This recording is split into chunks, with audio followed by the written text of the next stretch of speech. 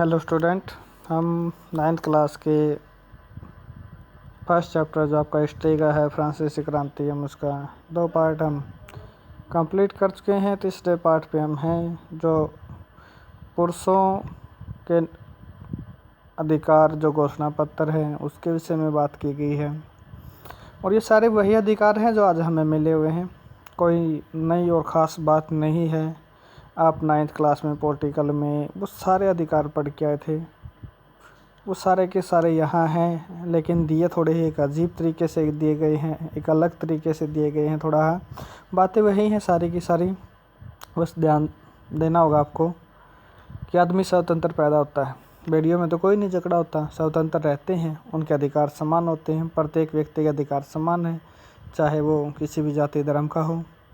हर एक राजनीतिक संगठन का लक्ष्य आदमी के जो नैसर्गिक एवं अहर्णीय अधिकारों को संरक्षित रखना है, कि जो अधिकार मिले हुए हैं व्यक्ति को, उन अधिकारों को संरक्षित रखना है, चाहे वो स्वतंत्रता का, संपत्ति का, सुरक्षा का है, या शोषण के विरुद्ध जो अधिकार रहे हैं उनकी बात आती है। समग्र संपूर्णता का स्रोत राज्य में निहित है। कोई भी समूह या व्यक्ति ऐसे अधिकार का प्रयोग नहीं कर सकता, मतलब ऐसे अधिकार का इस्तेमाल नहीं कर सकता जिसे जनता की सत्ता की स्वीकृति ना मिली हो। जनता की सत्ता के मतलब उन्हें जो क्या है, कानूनी वो अधिकार ना मिले हो, उनके अलावा और किसी प्रकार के कोई कार्य वो नहीं कर सकता। कानूनी दायरे में रहकर काम करना होगा। स्वतंत्रता का ऐसे काम करने की शक्ति से है। हम कहें कि मैं स्वतंत्र हूँ, मैं कुछ भी कर सकता हूँ, ऐसा नहीं है। हमें सिर्फ वही करने होंगे जिससे दूसरे लोगों को नुकसान ना हो। हम अपने फ़ायदे के लिए दूसरों को नुकसान नहीं पहुँचा सकते, वो बात यहाँ कहना चाहता है।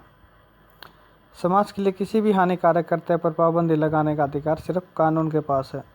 वो बात यहाँ पे है। कानून ही जो समाज के लिए हानिकारक होंगी, जो चीज़ें हैं, जो वस्तुएं हैं, जो प्रक्रियाएं हैं, उन पर वो पाबंदी लगा सकता है।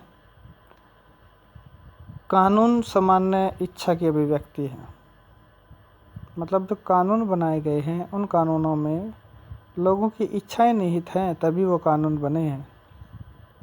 और सभी नागरिकों को व्यक्तिगत रूप से या अपने प्रतिनिधियों के माध्यम से इसके निर्माण में भाग लेने का अधिकार है। किसके? कानून निर्माण में। उनके द्वारा जो प्रतिनिधि चुने गए, हमारे द्वारा जो नेता चुने गए हैं, वो उनका निर्माण करते हैं। और कानून की नज़र में सभी नागरिक समान हैं, चाहे वो देश का राष्ट्रपति हो, प्रधानमंत्री हो, साधारण व्यक्ति हो, सभी बराबर हैं। कानून सम्मत प्रक्रिया के बाहर किसी भी व्यक्ति को न तो दोषी ठहराया जा सकता, मतलब कानूनन ही उसको दोषी ठहराया जा सकता है। हम किसी को अगर ये कहें कि ये गुनहगार है, आरोपी है, आरोप लगाए गए हैं, उसने गुनाह नहीं किया है, पहले ही उसको दोषी ठहराएं, वो गलत है, ऐसा नहीं कर सकते। कानून ही उसे दोषी ठहरा सकता है, उसे गिरफ्तार कर सकते हैं पुलिस ही, और उसे नज़रबंद पुलिस ही कर सकती है। प्रत्येक नागरिक को बोलने का अधिकार है, अपने विचारों को अभिव्यक्त करने का अधिकार है, उसे लिखने का अधिकार है, वो छाप सकता है, वो आज़ाद है। लेकिन ऐसा नहीं है कि जो भी उसके मन में आए किसी को गाली देना है या कुछ उसके किसी के विरुद्ध अपशब्द लिखने हैं या छापना है गलत, तो इस तरह की उसको आज़ादी नहीं है। ऐसे वो अपनी स्वतंत्रता का दुरुपयोग नहीं कर सकता किसी की हानि पहुंचाने के लिए। सार्वजनिक सेना और प्रशासन के खर्चे चलाने के लिए एक सामान्य कर लगाना अपरिहार्य है, मतलब अनिवार्य है। टैक्स है वो लोगों से लिया जाता है, वो सेना के खर्च चलाने के लिए, प्रशासनिक खर्चों को पूरा करने के लिए। ये सब ज़रूरी है सभी नागरिकों पर उनकी आय के अनुसार ही जो टैक्स है वो लगाया जाता है। कोई व्यक्ति जितनी आय प्राप्त करता है उसके हिसाब से। संपत्ति का अधिकार एक पावन और उल्लंघनीय अधिकार है, किसी व्यक्ति को इससे वंचित नहीं किया जा सकता। मतलब किस तरह की जो आज हमारे पास हमारी ज़मीन है, जायदाद है, उससे हमें वंचित नहीं किया जा सकता। लेकिन सार्वजनिक हित के लिए, राष्ट्र हित के लिए जो हमारी ज़मीनें हैं उनको अधिग्रहण उनका किया जा सकता है। जो आज सड़कें बनी हुई हैं, रेलवे लाइन बनी हुई है, पुल बने हुए हैं, इंडस्ट्रियल एरिया जहाँ बना हुआ है, तो ये सब कहाँ बने हुए? वो किसी न किसी की संपत्ति रही है, किसी न किसी की ज़मीन रही है, भूमि रही है। उसका अधिग्रहण किया गया है और उसे उन लोगों को फिर उस भूमि का, उस ज़मीन का उचित मुआवजा है, वो पैसे हैं, वो उन्हें दिए गए हैं। वो बात यहाँ कहना चाहता है। ये पुरुषों के अधिकार घोषणा पत्र हैं और कुछ राजनीतिक प्रतीकों के मायने हैं जो दिखाए गए हैं यहाँ पे।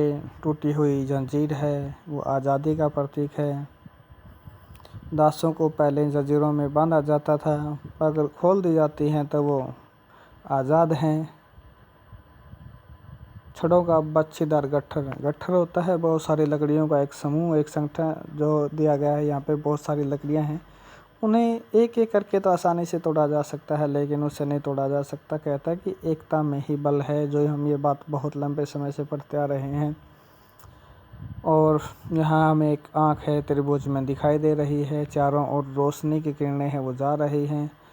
वो आँख ज्ञान का प्रतीक है यहाँ पे। और अज्ञानता है जो समाज में, उसे दूर करने का जो प्रयास है समाज के प्रमुख लोगों के द्वारा है वो किया जाता रहा है। राजधन की बात आती है, शाही सत्ता का प्रतीक है, वो बातें यहाँ हैं। आगे एक आपको अंगूठी दिखाई दे रही है ना, तो उसका कोई आप समझ सकते हो छोर है, कहाँ से वो शुरू हुई है और कहाँ वो ख़त्म हुई है, वो भी समानता के प्रतीक के तौर पे है। एक बात है, लाल फ्राइजियन टोपी है। जो पहले दास हैं जिन्हें दास बनाया गया है, उन दासों से काम लेने के बाद जब वो आज़ाद हो जाते थे, ग़ुलामी की बेड़ियों से वो मुक्त हो जाते थे, दासता से मुक्त होते थे, तो उन्हें शुरुआत में ये टोपी पहननी पड़ती थी। ये उनके लिए बनाई गई है स्पेशल।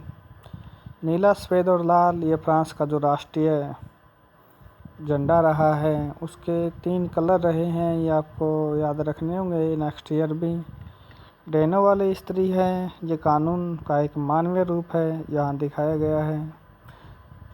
और आगे अगर हम बात करें तो एक हमें विधि पढ़ दिखाई देता है, लेकिन साफ शब्दों में क्या लिखा गया है हम नहीं पढ़ सकते।